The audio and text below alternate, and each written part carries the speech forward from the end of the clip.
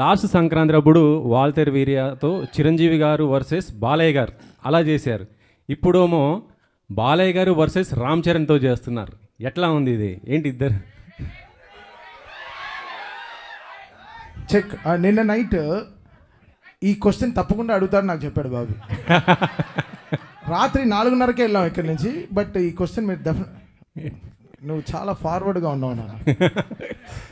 ఫ్రెష్గా వచ్చాడు చూడు ఆయన మార్నింగ్. టిఫిన్ తిన్నారా?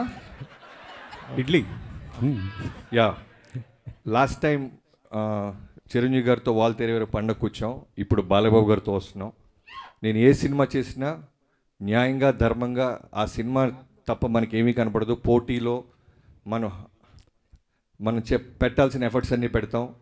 తర్వాత ఈ సినిమాకి సంబంధించిన ప్రతి పాజిటివ్, ప్రతి సక్సెస్లోనూ ప్రోగ్రెషన్లోనూ చిరంజీవి గారు అన్నీ నేను షేర్ చేసుకుంటూ ఉంటాను చిరంజీవి గారికి. అలానే రిలీజ్ గురించి కూడా ఆయనకి తెలుసు. ఆయన కూడా మోస్ట్ వెల్కమ్ బాబీ అని ఆయన ఎంకరేజ్ చేసేవాళ్ళు. సీనియర్ యాక్టర్స్ గురించి మీకు తెలియదేం లేదు. సో సంక్రాంతి అనేది 2 నుంచి 3 పెద్ద సినిమాల్ని తీసుకోగలదు.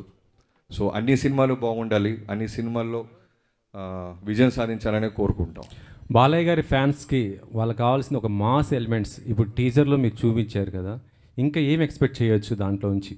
అదే మీకు చెప్పా కదా, ఇది just glimpse, only title glimpse. Trailer, songs, full cinema వచ్చేసరికి మీకు అర్థమైపోద్ది. Just glimpse.